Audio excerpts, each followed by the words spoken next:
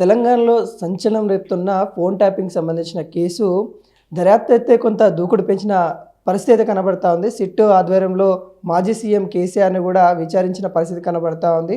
విచారణ తర్వాత ఎటువంటి పరిణామాలు చోటు చేసుకోబోతా ఉన్నాయి, మరి సిట్ ఏం తేల్చబోతా ఉంది ఈ కేసులో, ఇప్పటివరకు ఉన్న పరిణామాలు ఏంటి, ఇంకా ముందు తేల్చాల్సిన పరిణామాలు ఏంటి పూర్తిగా తెలుసుకునే ప్రయత్నం అయితే చేద్దాం.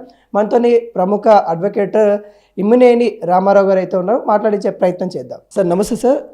ఫోన్ ట్యాపింగ్ కేసు మీరు చూసే ఉంటారు, కేసీఆర్ని విచారించారు, తర్వాత ఏం జరగబోతా ఉంది అనే కొంత ఉత్కంఠ అయితే తెలంగాణ మొత్తం కూడా వెయిట్ చేస్తున్న పరిస్థితి కనబడుతుంది.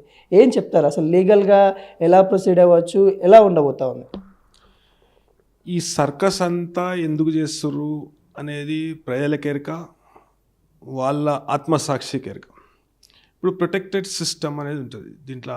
ఇప్పుడు మనము ఇన్ఫర్మేషన్ టెక్నాలజీలో యాక్ట్లో చేసిన రూల్స్ కనుక మనం చూసినట్టయితే ప్రొటెక్టెడ్ సిస్టమ్ అనేది ఉంటుంది.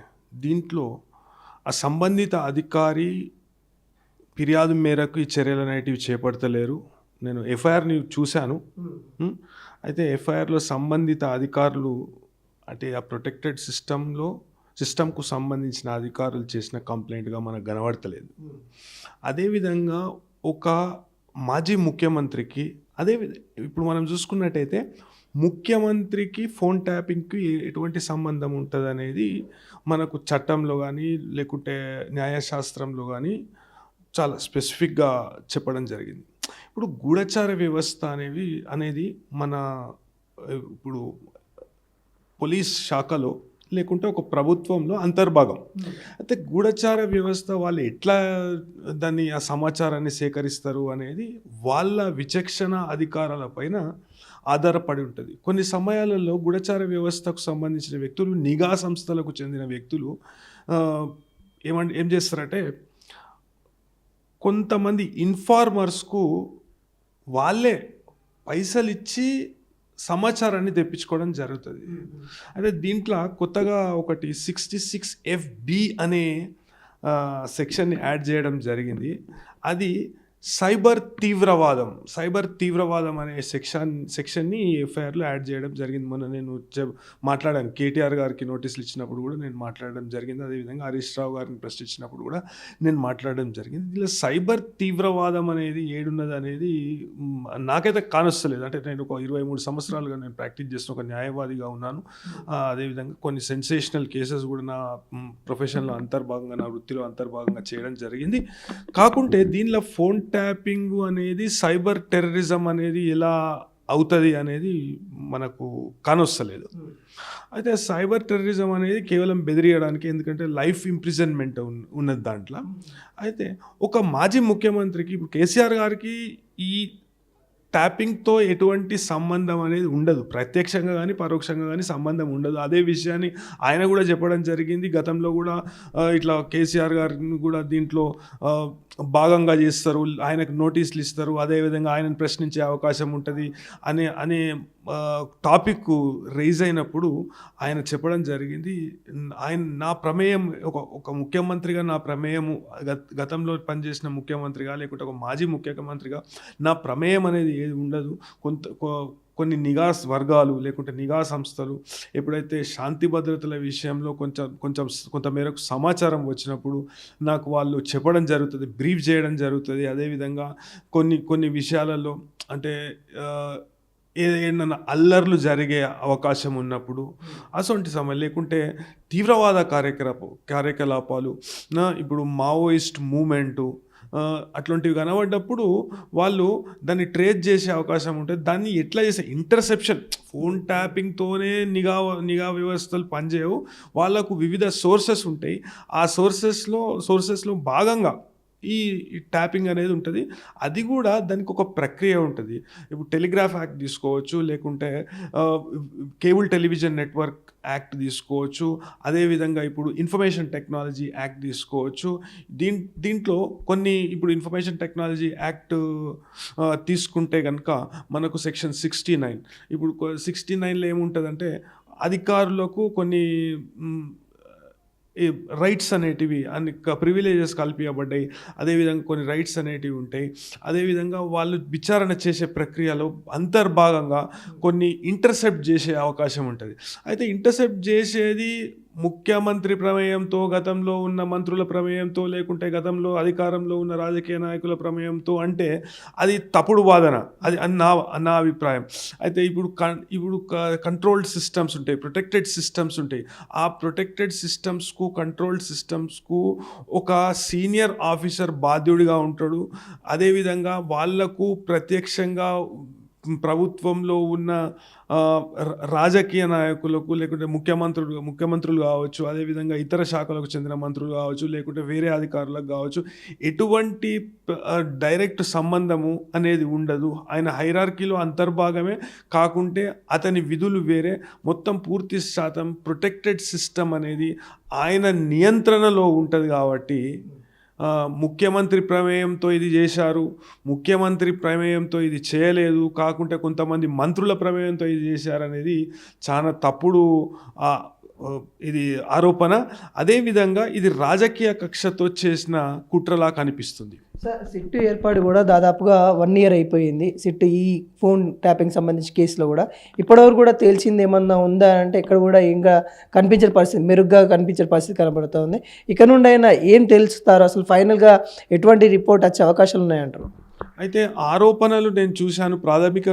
ప్రాథమిక నివేదికల ఆరోపణలు ఏంటంటే సమాచారం ఏందో తెలియదు, ఆ సమాచారాన్ని ఇంటర్సెప్ట్ చేసిండ్రు, ఎవరు ఫోన్ కాల్ చేసిండ్రో తెలియదు, ఏ సమాచారం ఇంటర్సెప్ట్ చేసిండ్రు అనేది తెలియదు, ఆ సమాచారం సాంకేతికత ద్వారా దాన్ని డిస్ట్రాయ్ చేయడం జరిగింది అనేది కంప్లైంటు. ఈ కంప్లైంట్ కోర్టులో ఎట్లా నిలబడుతుంది అనేది మనకు అంటే అది అగమ్య గోచరంగా ఉన్నది. కోర్టులో నిలబడే ఇట్లాంటి కంప్లైంట్లు. ఏ సమాచారాన్ని నిర్దిష్టంగా చెప్పాలి, ఈ సమాచారాన్ని పలానా వ్యక్తి ఫోన్ని ఈ విధంగా గతంలో ఒక చక్రధర్ గౌడ్ కొన్ని ఆరోపణలు చేయడం జరిగింది. అదేవిధంగా కొంతమంది ప్రైవేట్ వ్యక్తులు కూడా కొన్ని ఆరోపణలు చేయడం జరిగింది. నా ఫోన్ ఇంటర్సెప్ట్ చేశారు. దానికి ఆధారాలు ఏంది? యాపిల్ నుండి మెసేజ్ వచ్చిందంట, మీ phone there is some threat అని యాపిల్ నుండి మెసేజ్ వచ్చిందంట. యాపిల్ని అదే గతంలో కోర్టు కూడా అదే విషయం చెప్పింది. చక్రధర్ గౌడ్ కంప్లైంట్ విషయంలో కోర్టు అదే చెప్పడం జరిగింది. హైకోర్టు కావచ్చు, లేకుంటే అత్యున్నత న్యాయస్థానం సుప్రీంకోర్టు కూడా కావచ్చు, కేవలం ఒక మెసేజ్ వచ్చినంత మాత్రాన ఫోన్ని ఇంటర్సెప్ట్ చేసిండ్రనే భావన లేకుంటే దానికి ఆధారం అనేది లేదు. కాబట్టి ఇది తప్పుడు కేసు, ఇది ఫాల్స్ కేసు, అంటే దీనికి ఆధారం లేని బేస్లెస్ కేసు అనే విషయాన్ని కోర్టులు చెప్పడం జరిగింది.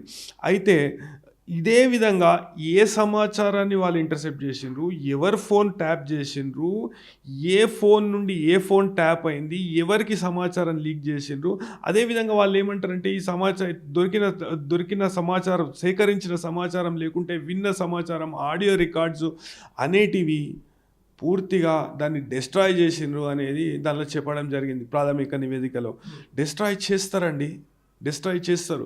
అంటే దీనికి ఫిక్స్డ్ లైన్. ఇప్పుడు మనకు ఈ కంట్రోల్ రూల్స్ ఏవైతే ఉంటాయో ఇన్ఫర్మేషన్ టెక్నాలజీ యాక్ట్లో వాళ్ళకు అధికారులకు సర్వాధికారాలు అనేటివి కలిగిస్తాయి. అయితే దానిలో రాజకీయ జోక్యం ఏముంటుంది? అప్పట్లో నా ఫోన్ ట్యాప్ చేశావు, ఇప్పుడు నేను చేయలేదంటే అది కరెక్ట్ కాదు. ఎందుకంటే పోలీస్ వాళ్ళను ఇప్పుడు మనము మన వ్యవస్థలో పోలీస్ వాళ్ళు పూర్తిగా ఇండిపెండెంట్ ఒక ఇప్పుడు నాలుగు స్తంభాలు అంటాం మనం. దానిలో ఒక స్తంభం పోలీస్, రాజకీయాలనే ఒక స్తంభము వేరే స్తంభాల మధ్యలో అడ్డుపుల్లగా మారదు. అదేవిధంగా పోలీస్ వ్యవస్థ కూడా రాజకీయ కక్షలను తీసుకోనికి, లేకుంటే రాజకీయ ప్రత్యర్థులను ఇబ్బంది పెట్టడానికి పోలీస్ వ్యవస్థను వాడుకోవద్దు.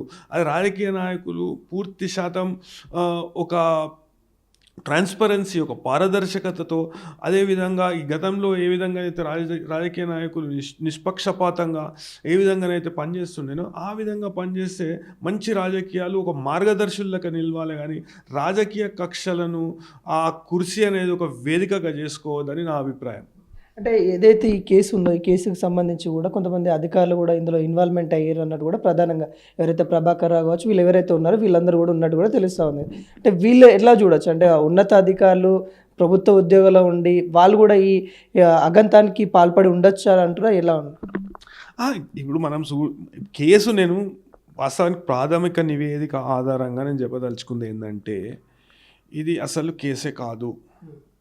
పలానా అధికారి దీంట్లో ఉన్నాడు, పలానా అధికారి వెనుక ఒక రాజకీయ నాయకుడు ఉన్నాడు, గతంలో ఉన్న చీఫ్ మినిస్టర్ ఉన్నాడు, లేకుంటే గతంలో ఉన్న ఇంకొక శాఖకు చెందిన మంత్రి ఉన్నాడు, కేసీఆర్ గారి కుటుంబానికి సంబంధించిన వ్యక్తులు ఉన్నారు అనేది కేవలం వాళ్ళు అంటే చేస్తున్న తప్పుడు ఆరోపణ అని నా అభిప్రాయము. రాజకీయ కారణాలతో చేస్తున్న తప్పుడు ఆరోపణ అని నా అభిప్రాయము.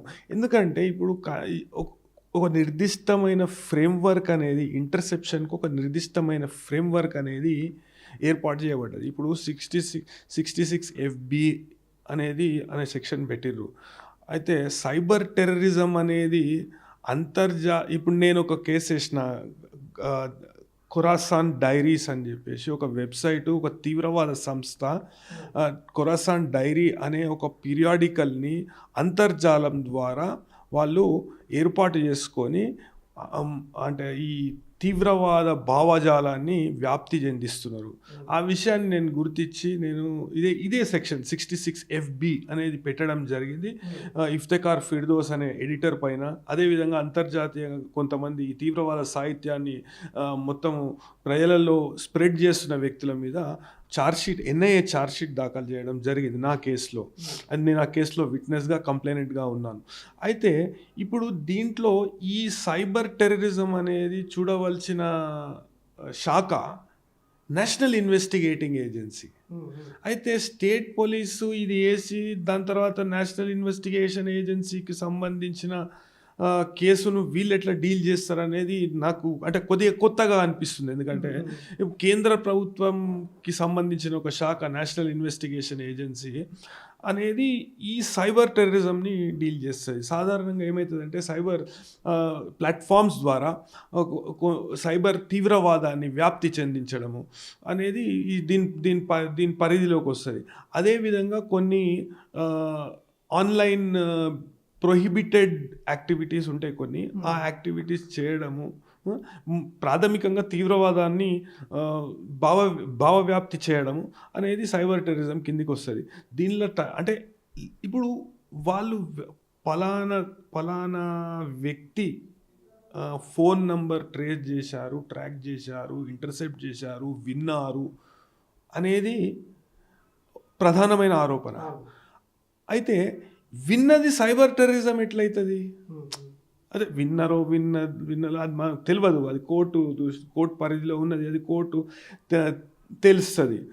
అయితే కొంతమంది పోలీస్ అధికారులు కూడా, ఉన్నత స్థాయి పోలీస్ అధికారులు కూడా వ్యాఖ్యలు చేస్తుండ్రు. అదేవిధంగా కొంతమంది కాంగ్రెస్ పార్టీలో ఉన్న నాయకులు కూడా వ్యాఖ్యలు చేస్తుండ్రు. మేము ఇట్లా చేస్తాము, అరెస్ట్ చేస్తాము అంటే ఈ కోర్టు, ఈ న్యాయ వ్యవస్థలు అన్నిటినీ మించి లేకుంటే వీళ్ళు చేయబోయే విషయాలన్నీ కింది స్థాయిలో లీక్లు జరుగుతున్నాయి. అదేవిధంగా కొన్ని వార్తా సంస్థలు అనేటివి ప్రసారం చేస్తున్నాయి. కేసీఆర్ గారిని అరెస్ట్ చేస్తారు, లేకుంటే ఊహాగానాలు, కేసీఆర్ గారిని అరెస్ట్ చేస్తే ఈ విధంగా ఆయన ఈ కోర్టుకు పోతారు.